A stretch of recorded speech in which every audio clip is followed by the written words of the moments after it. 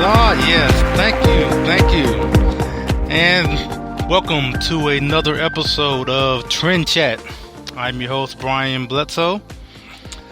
And as always, if you want to connect with us on social media, whether it's Facebook, Instagram, or Twitter, it's all the same name, TrendChat 24/7. We are available now on Google Play and iTunes. And definitely would appreciate if you subscribe to either one of those platforms.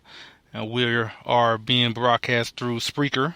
I appreciate them, as always, for providing this platform. We are coming from Houston, Texas today. Actually, it's funny. One of the things I really love about being able to do this podcast is the convenience of being able to go to certain places and just stop. Actually, right now, there was a traffic jam. So here in Houston, about where is it?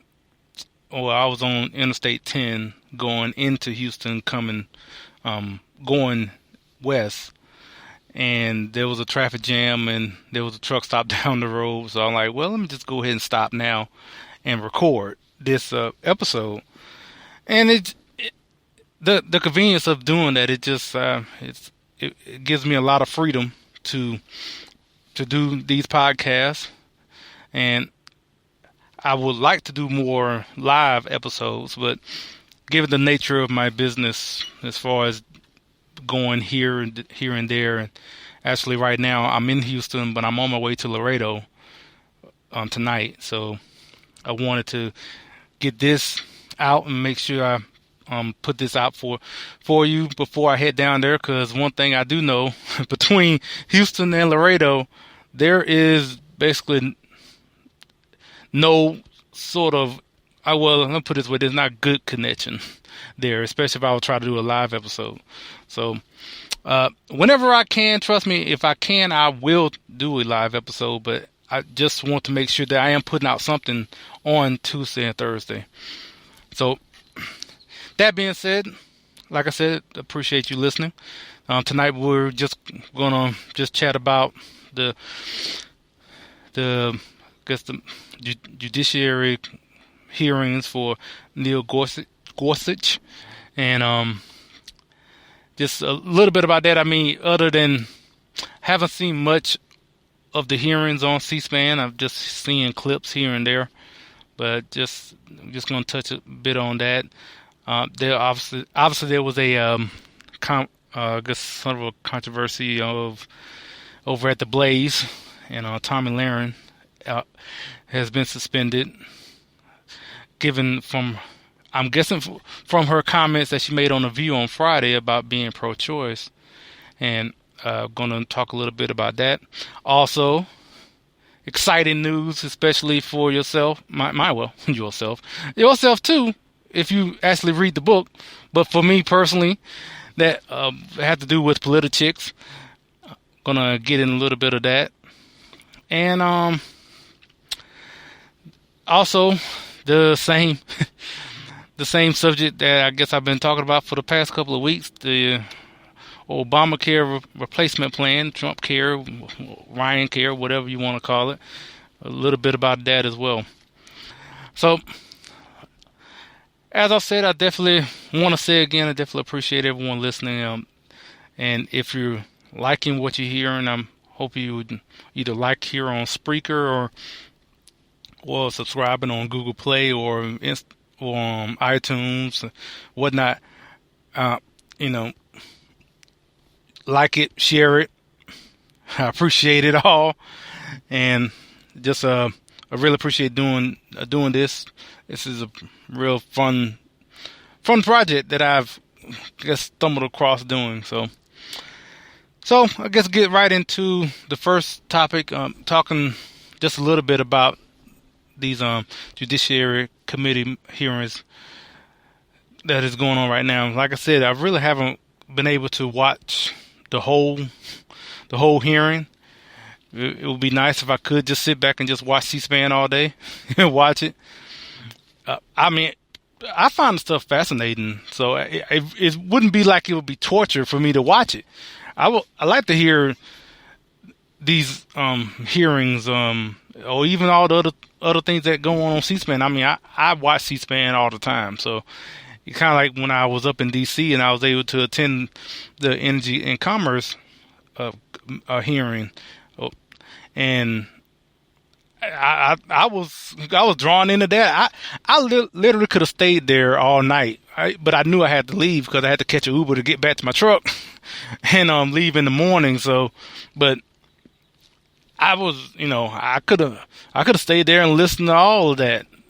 So, but from what I'm hearing so far, I mean, it hasn't really gotten that far. You had the first day was yesterday, and today with the being the second day, and the clips that I am hearing, I know Senator Dianne Feinstein tried to ask Judge Gorsuch about what was it? It was about about the Second Amendment. Well, that's one clip I heard. I don't know all the questions that she asked, but as far as trying to get him to say something, I guess, or at least try to get his opinion on the Second Amendment, and I felt that he answered it, quite well, in the sense of where he was saying about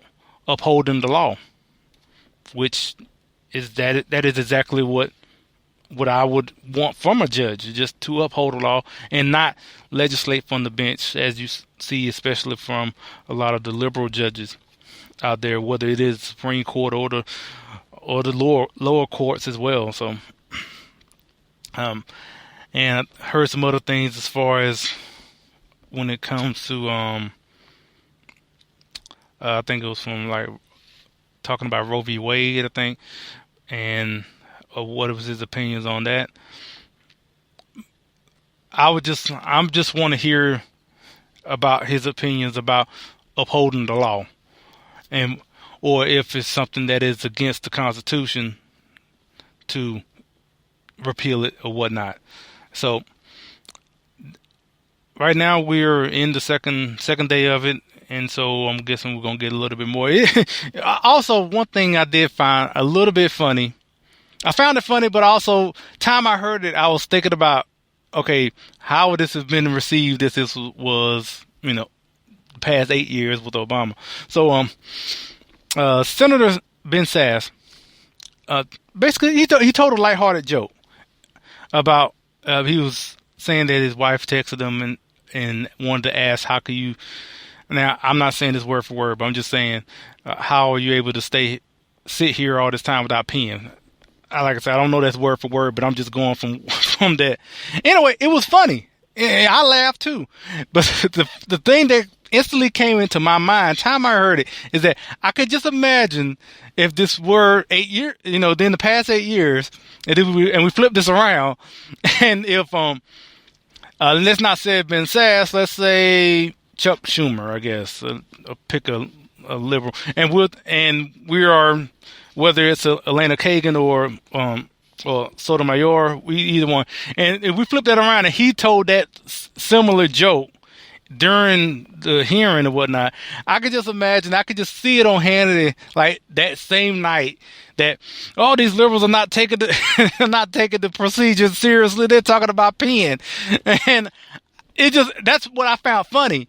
I found the joke funny, and I also found it funny because I could just imagine, and I'm pretty sure that probably is going to come up tonight on Rachel Maddow's show or something, or even on CNN. Someone's going to bring up saying that, well, look at these Republican senators are not taking the process seriously. They're joking about peeing. And that's what's going to happen on the liberal side tonight, probably. I would not be surprised. But anyway, that was just the observations I've had from the limited amount of content that I've seen about the hearing so far. So that I'll probably have more on Thursday, maybe I guess, I don't know, but that's all I had on that. And I would encourage everyone to, go and maybe if you don't have the time to watch the whole hearing, I mean, trust me, I understand that's a long hearing, and we'll catch some clips, what on C-SPAN, Fox News, or a matter of fact, the Senate judiciary. I know I'm not even gonna cut that out. I'm gonna let you hear me try to edit myself. But the Senate Judiciary Committee has a Facebook page where they show the hearings as well. So I tend to go to that sometimes. But yeah, I mean, this if he is confirmed, he's gonna be there for a long time. So it'd be great to be informed and take a listen to someone who may be a Supreme Court justice for the next, 40 some odd years. It should be a good time to get to know where he stands on a lot of these issues. Because after this, if he's confirmed, you're probably not going to hear much from him. You're not going to get as much of the information about him afterwards as you're going to get right now. So, if you're interested, this would be a good time to tune in. And before I go into my next subject, and talking about informing and being educated, I just want to mention about a Facebook group that I talk about every episode, being the Founding Project.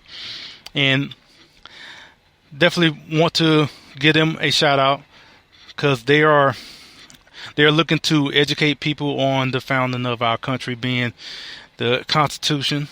It's talking about Supreme Court justice right now, talking about looking for someone to uphold the Constitution. Well, it'd be great for people to be more familiar with the Constitution, and that what this Facebook group right now is looking to do, to inform people on the Constitution. So right now, they have a Facebook group. You just go to Facebook and search The Founding Project. You should be able to find them there. They are working on a website. Hopefully that will be up soon. And as I said before, hopefully I get some of them on to talk more about it. They definitely probably get more detail than I'm giving right now. I just want to put it out there for everyone to hear about it and to look them up. And hopefully, as their group grows and when the website gets online, that more people will be have more resources for people to be more informed about just the law of our country. So that being said, kind of go into this next topic, which is Miss Tomi Lahren. And I don't know how long I'm going to go on this really, because on The View on Friday, if you haven't heard by now, it's funny, I don't have these audio clips that I could just play back for you to hear. So I would just, what you're hearing from me on TrendChat, I would just advise you just to Google it until I am able to get a production staff, if that ever happens. But I'm just saying, to just Google Tomi Lahren, The View, or pro-choice or something like that, you would probably find it pretty easily. So if I get as big as Rush Limbaugh, maybe I will. I'll have a staff and have this big old studio and have audio clips and all that. But right now, you just got me giving a real, very loose interpretation of what I'm hearing. So I would just advise, just Google what I'm saying, and you will get a better understanding of what I'm bringing to you right now. That being said, let me just say what she said on The View. She's one of the things. It wasn't the only thing. She was there for, I don't know, I think maybe 15 minutes. I forget. But the statement that's catching everyone's attention is that she said that she's pro-choice, and the reason why she's pro-choice is because she's constitutional, and that just lit everything on fire. Like Twitter just blew up on that, especially from conservatives, and And I totally disagree with her logic on being pro-choice. Her logic is as far as being constitutional, because I just feel for her to make that statement, that just totally discounts the human life that is in the womb. So I don't. For her to say that, you totally are not. You obviously don't see that there is a baby that needs to be protected as well as anyone else. And so that I totally would disagree with her just based on that. Now, the thing about it for me is that when I heard this, and now I'm seeing everyone posting on Facebook and Twitter and whatnot about it, I was like, well, it actually wasn't a shock to me. Not because of some that I knew that all the time. The thing about it, I did know this because she has mentioned this before last year in a magazine, I think a magazine article. Anyway, I came across it last year, but she didn't go into detail as far as what she did on The View, as far as why she is pro-choice. At least I don't remember it last year. So I remember that then. I was, even at that time, I was disappointed. But even when I heard it then, I wasn't as surprised by it, because even go back even further, because I remember her speech at CPAC in 2015 when she wasn't with the Blaze at that time. She was with One America Network. Notice I'm saying it in kind of a question because I'm trying to remember. But even then, when she made a speech, it's funny, if you go back and listen to that CPAC speech in 2015 when people really didn't know her, how the crowd was just kind of like, I can just imagine probably the crowd was probably half filled in there, and the reaction was kind of like, real light, a few little golf claps in there, here and there, and I could just imagine the reaction in comparison to then, if she would have been there, this past CPAC in 2017. But even in that speech, she said that she was socially moderate. So when I heard that, that doesn't automatically mean she's going to be pro-choice. But my thing is that when I heard the statement on The View, and then when I also read what she said about being pro-choice last year, it didn't surprise me, because I heard her make that statement about being socially moderate back then in 2015. So for me, all this is kind of like, oh, well, I'm really not surprised by it. Now, like I said earlier, I totally disagree with her logic on it. But the thing for me is that I disagree with a number of conservatives on a number of different issues. So for me, I'm seeing a lot of people where I'm just done with Tomi, or just say I can't believe this about Tomi, and which I'm disappointed. I was disappointed. Like I said, I was disappointed back then as well. But there's a number of issues I disagree with certain conservatives on a number of issues. So this is one of them.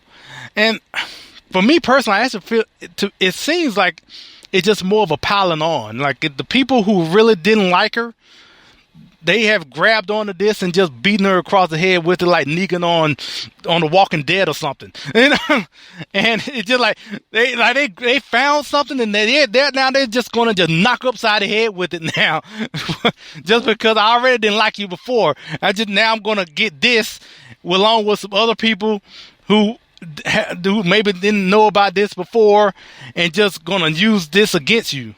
And I mean, that's how I feel about a lot of this outrage all of a sudden. And then when Monday hits, she gets suspended by the Blaze, and I was like, "Whoa, she got suspended?" And I was thinking about, so did she get suspended for that particular comment, Or now, also another comment she made is she was saying that pro-life conservatives are hypocrites. Now, that's more inflammatory to me as a pro-life conservative than what she said about being pro-choice. Now, I don't know which part got her suspended, but either way,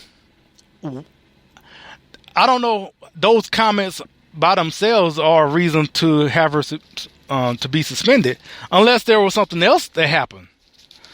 Now that's totally up to Glenn Beck and everyone who is running the Blaze. If what they want to do as far as suspending, that's up to them. I just didn't understand why. They didn't really go into detail as far as why she was suspended. So, but I didn't really understand. I didn't get the reason for the suspension. Like, it's like she did something wrong. As far as, like, she might have said an unpopular opinion, especially among conservatives. That's true, but that I don't see that as grounds to being suspended, unless there's something else that happened that we don't know about. So anyway, she's gone for a week now, and I guess she'll be back afterwards. I guess she will be. I don't know what's going to happen next week. Hearing that from I think like Daily Caller and Daily Wire and other websites are saying that her contract ends in September, but she could be gone before then. Depending on what's going on over there at the Blaze. And it's funny, if she is fired or she just leaves at the end of her contract or whatnot, I would not be surprised she finds work somewhere else pretty quickly. It wouldn't surprise me. I'm seeing a lot of people like, who's going to hire her after the Blaze fires her or whatnot. I can see a number of places she can go. I don't see her as being as toxic as some people would think. Like I said, I just think a lot of people just don't like her because she's loud, or then people would just say that because she's just maybe too, I don't know, just too brash or something. But I maybe would disagree with some things as far as what she says. Like I said, I disagree with her stance of being pro-choice, and some people don't like. I guess maybe she's too passionate or seems like she's yelling at people or whatever like that. I remember when Glenn Beck was that way too, and I don't have a problem with people being passionate about issues.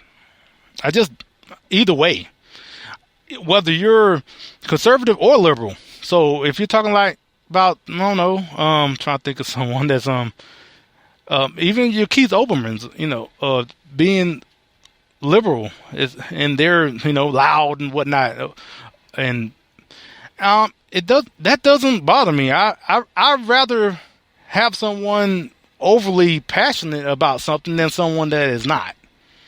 Now, saying that coming from me, because I'm not that way. I'm not someone that you probably would see as being of that sort of a host as far as being really loud, because I don't really get overly upset about or outraged about a lot of things. Due to just myself, I'm just more laid back personally, and that I'm more laid back based on my personality and based on my feeling of the sovereignty of God. That's my reason why I am so laid back, is because I just believe that God is in control over everything. So whatever it is, it doesn't really get me that wound up. And that just goes into how I view things. So, but that's me. Now, but if you have someone who is, I don't have much of a problem with it. So, and I don't know. I'm guessing people who will listen to this will maybe have more reasons, give me more reasons as far as why they don't like Tomi, or maybe reason why they do like Tomi. Me personally, I mean, I'm more indifferent towards Tomi. I did appreciate when she was talking about Black Lives Matter. A lot of those things I actually agreed with. Maybe some people probably think she took it too far. Well, maybe not. But I don't. If she did take it too far, I didn't think it was so way too far to where wow, I just can't see where you're coming from with that at all. But so that's how I feel as far as with the whole Tomi Lahren situation. Now, actually going to save the best for last. I'm just going to wait for that. I'm going to go and talk about this Obamacare replacement plan, Trumpcare, Orion Care, Rhino Care, whatever you want to call it, care. Like I said from the very beginning, it's all government controlled care. It's basically this, right? I don't care how you want to spend this, whether you're talking, with Paul Ryan, whoever, even my rep, Pete Sessions. However you want to spend this, it's still government control of healthcare. It is Republicans want to take control of a part of of an industry. So, like I said, whatever you want to call it, basically, this is Republican control of healthcare. So, like I said, that's why I don't have a problem with people calling it Trumpcare, because it's like if you was calling it Obamacare, so basically this is going to be Trumpcare. So right now and it's actually kind of getting kind of under the radar a little bit. I mean, everyone's still kind of know what's going on, but with the Gorsuch hearings and also March Madness, that's also getting a lot of attention as well. So it's kind of going on the radar a little bit. So, but right now they didn't have. Right now they don't. I've heard they don't have the votes in the House to get this passed. So hopefully that would turn into maybe some positive reforms of this bill. Personally, I wish they would just start over in a way. But if not start over, there is a bill by Representative Jim Jordan that basically just kind of goes back to the 2015 bill, which they all voted for and voted yes for, about repealing Obamacare. I mean, that's already out there. So if this doesn't pass, which personally I hope it doesn't pass, and I hope that this bill by Representative Jim Jordan would pass, and at least get to the point to where you are actually repealing Obamacare, just like all of these congressmen have been campaigning on for the past 6 years. So that's where we're at right now. Actually, by Thursday, which probably will be the next podcast, that's when probably will have the vote on it then. But as of right now, they don't have enough votes to have it to pass. So, matter of fact, this is a time where a lot of the people who are standing up to the leadership and trying to tell leadership to keep your promises, basically, to what we have all, there's a congressman that are saying about what they have been promising to repeal Obamacare to their constituents and whatnot. And so, and they're standing up and saying we need to keep that promise. And I'm pretty sure right now there's a lot of arm twisting to these members of Congress right now. And I definitely would encourage people, if you if you want this bill to fail, so they can, so you can have a better bill to actually repeal Obamacare. If you don't want this bill, and your representative right now is standing up to leadership, I would definitely recommend you give them their office a call and shout them out on Twitter and whatnot, and support them and say, hey, keep it up, and and hold the leadership accountable to do what they said and fully repeal Obamacare, and not this basically a tweaking of Obamacare. So yeah, definitely go out. Make, if you have the time, make a call. If you're on Twitter, it's probably the quickest way is to just link them up on Twitter and just send out a couple of tweets of support. So that's about it on that. So last thing I haven't mentioned today, but I do write for a website called Politichicks, and if you want to read a couple of my articles, just go to politichicks.com/author/Brian Bledsoe. And actually, I'm writing another article right now about about attending my representative, Congressman Pete Sessions. He had a town hall on Saturday, and I was in attendance. And I'm writing an article on that, which should be out sometime this week. And so speaking of Politichicks, the last thing is that Politichicks is releasing a book right now. It will be released next month, but they're going on a book tour. Anne Marie, Morrell, Morgan Brittany, Sonia Sasser, they're all going out.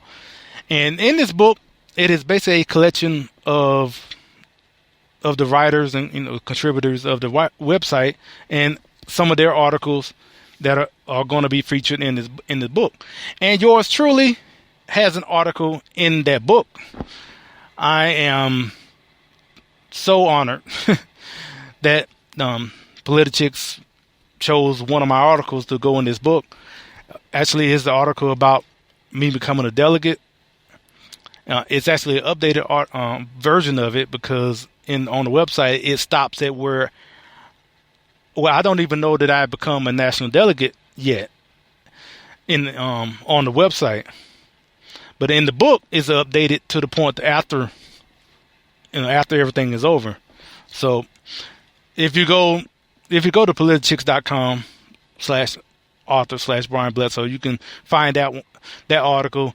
It's my journey from being a delegate from state to national, and you will see that version. But when the book comes out, you can get the updated version that goes further afterwards, after the national convention is over in Cleveland. So I am proud to announce that. I'll definitely will be talking about that more. Hopefully, I might be able to go on some of these media stops with Anne Marie and everyone else, if I can be in the area somewhere. So maybe who knows? You might see me on Fox and Friends, but no, probably not. If I'm even there, I won't be in front of the camera. I'll probably just be in the green room or something. But I am excited to have that out and to share that with y'all. And when the book comes out, I'm gonna be talking about this for even after the book comes out. I'll probably keep on talking about it, but I definitely want to share that news with you.